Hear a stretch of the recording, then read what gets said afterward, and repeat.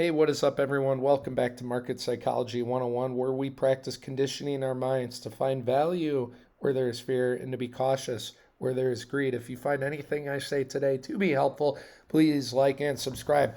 In today's video, we're going to be talking about all things Bitcoin because there is more and more in the news about possible Bitcoin ETF approval coming in January. Not confirmed. If ETFs are approved in January, I wouldn't be surprised to see crypto Bitcoin shoot up to somewhere around 46,000 to start. If ETFs are not approved in January and they're just kicked further down the road, January seems to be the do or die time. And if it doesn't get approved then, maybe it won't for a while, then we could see things bleeding back down.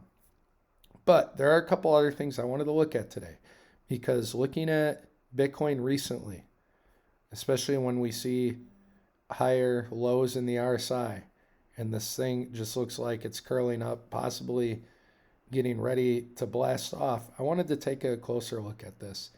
Now, the indicator I'm using right now, we're going to zoom out to the 5-year. This is the super guppy indicator, and we recently just turned green on this. I'll turn on a couple indicators as well. When was the last time we were green and not in the gray or red oversold areas as far as this indicator is concerned, not just the RSI? Last time we were green was here, May of 2020. That was the halving year. Of course, we had the COVID sell-off. But if you would have just bought in when we turned green here, could have rode that all the way up.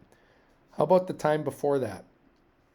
The time before that we turned green was in the pre-halving year. We are still in 2023, so technically we are still in a pre-halving year. This is when we made that false top. People are getting excited back here. Then we slowly bled down, made a lower high, COVID crash during the halving year. So, are we here? Or are we here? I don't know. None of this is financial advice, just my opinion. And it's okay to say you don't know. I did want to look at the RSI and the price action because there's something interesting going on here. If we were to take a look just purely where this line starts, and by the way, isn't that interesting? And as we draw this line moving upwards, you can see tap, tap, went under, and now we're riding that line, just staying on it instead of getting above it. So is this a sign of weakness? I don't know.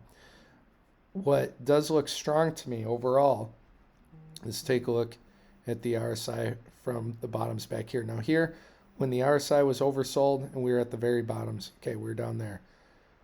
Oversold, higher low. Oversold, tapping it, higher low. Oversold, higher low just by a little bit. This wick pretty much testing, made a double bottom and then shot up again. So anytime we've been oversold, we've been making equal or higher lows in the price action. Let's take a look at when we are overbought. Overbought. Okay. Next time we were overbought, higher high. Next time we were overbought, just follow the line straight up, higher high. Look at the price action, higher high. Next time we were overbought, just a little bit of a higher high. Again, similar to what the lows did here. Almost overbought, but still a higher high. Again, overbought, higher high. Looks like, yep, we are overbought again. Another higher high. That trend has been continuing. Higher lows, higher highs for a year now. So is it time for this thing to reverse? I don't know. Because we are making this clear ascending line upwards in the RSI, I am curious. I am curious if we are getting ready to blast off or have a big sell-off. So, take your pick. Have we broken underneath it? Who knows? This thing doesn't have to be super accurate. But can I grab that line? There we go. Let's try to make this as accurate as we can. So if we are just drawing this purely from the bottom of the oversold area of the RSI. You can see we tapped it, went underneath it. Maybe if all of a sudden the RSI curls over and it doesn't get above this line, then maybe we have something. I'm not really confident about that because just looking at Bitcoin crypto, it looks like it's getting ready to curl up and blast off. Does it not?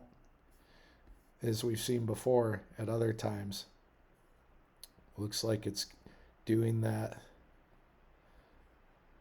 U shape right there, or that hockey stick shape, more accurate. Is it doing that again, a big hockey stick shape? Or is it just going to pump its way up into the ETF news, so people are buying the rumor, and are they going to keep buying the fact, or are they going to sell the fact? That depends on what the fact is as far as the ETF is concerned. So yeah, I wanted to show you that because on the 5-year, it's interesting that the super guppy finally got green, and it doesn't do that too often. In the bull run of 2016, 2017, got green once. That's all she wrote. We got green here in the pre-halving year, sold off in the halving year. I am wondering if this is what we're doing overall. If ETFs were to get approved, then maybe it's good night. Maybe it's just going to be green from here until 2020, late 2024, early 2025, or it's one of the two things right now. So this is another lesson why time in the market is more important than trying to time the market, and that's because a couple of rules of thumb for myself is I look one, when is there fear in the market? There's a lot of fear back here when FTX sold off, and things were ranging here for a while. When we range and tighten up, it can violently shoot up or down. Went down here. You could have bought this oversold area of the RSI, or any of these other areas here around 19, 20,000. And as I've said in other videos, whatever stocks, cryptos, if you're new and just looking to play with investing a little bit, again, not financial advice, but just write down whatever 5 cryptos there are if you are looking to get into crypto, and just check them for 5 minutes once a week. Spend 1 minute on each, 1 or 2 minutes on each. Are we double, triple tapping the oversold areas of the RSI? Is it within 10, 20% of a yearly low? And most importantly, is it a product that you like? Something you've done research on? Of course, don't invest more than you're willing to lose. Now, I've been checking with different indicators and trying to see, are we getting a sell signal? And on multiple indicators, we are not. We are not getting a sell signal yet. Okay, this is one indicator. When the ribbon gets more skinny, it might turn red, might curl down, or it might just keep going up. It's just one way of looking at it. But some of our buy sell signals, a lot of them most recently have had buy signals. So here last signal we got was a buy way down here. If we pull it out further to weekly, last time was a buy. If we pull it out to monthly, last signal was a buy. And this is true for a lot of different indicators. Let's see what's another one we can look at. So most recently a buy. Take a look at the weekly. Most recently a buy. So yeah, you can change the time frames up here if you want a more macro view.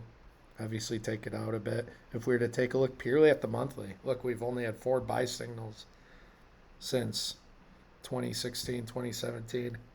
Maybe the data isn't good enough for back here, but if we're just going from 2018, we've only had 4 buy signals.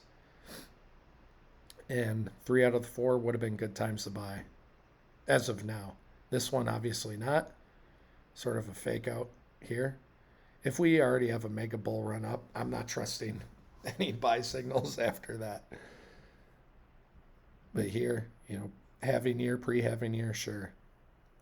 End of the 4-year cycle, be cautious. So, are we going to get another pre-halving year sell signal like we did before the COVID crash? Maybe this is going to come up a little bit, come back down, and then blast off. That would be my guess, because as things go on with crypto, it does seem to stabilize more. Here we just shoot up. Here we're being more slow, chopping up and down, less volatile. So if I had to guess, I am wondering if we're going to get another 2019 COVID crash style event. That might, it not that necessarily it's going to be because of COVID or the white lung pneumonia, whatever it's called. It could just be because of a cooling economy. The Fed has had rates raised for a while. 2024 looks like it's probably going to be the year where the Fed first starts cutting rates. Now, I know a lot of people who are new to the markets, they usually think that's a good thing. When rates get cut, that's a good thing. That means things are more affordable, right? Well, usually by the time the Fed cuts rates, the damage has already been done and markets can still get lower. There's a chart, I'll have to find it for you next time in the next video, that shows that within most of the time, within 6-7 months of the first rate cut, that's when we see the bottom on average. Now the bottom might come sooner, it might come later. For example, we're just going to take a look at the S&P 500. Some of these recessions took a while to play out from the first rate cut. These ones were longer recessions. But we do have flash crashes like in 1987. That one happened quickly. Some others take longer. Overall, from all the recessions, from all the times it's happened after the first rate cut to the next bottom, overall, on average, it takes about 7 months, give or take. So just something to keep an eye on. That's why I'm wondering if this is going to happen. If January comes and goes and there's no ETF approval, then I'm going to be even more confident that we're going to get one more sell-off before the mega bull run. And how bad that recession, if it comes, will it be? I don't know.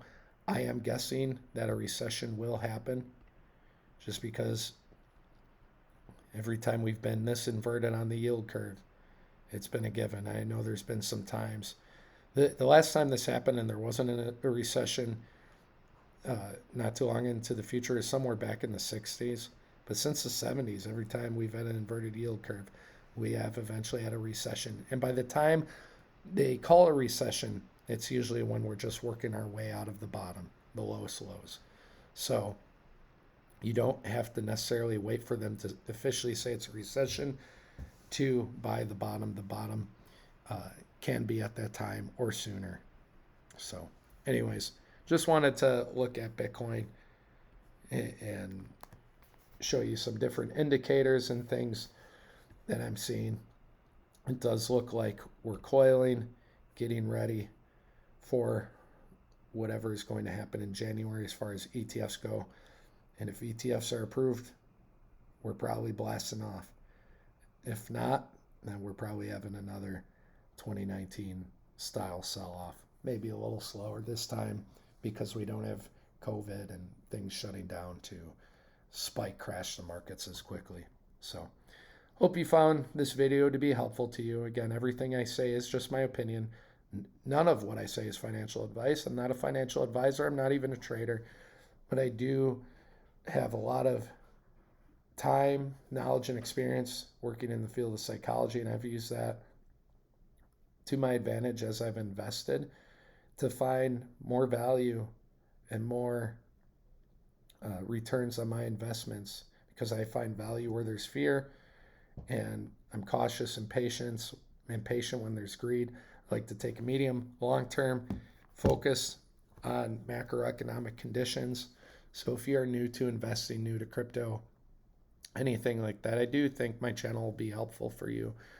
We are going to consider some of the points that traders make or some of the data they look at because that can be helpful. But I am not going to be talking about stocks or cryptos in any way like we should be shorting them, buying, selling puts, calls, options, any of that. We're just taking a viewpoint as if we were to invest and try to buy where there's value and hold for the long term. For crypto, maybe less long because we do get those 4 year cycles, or we have thus far. That can always change.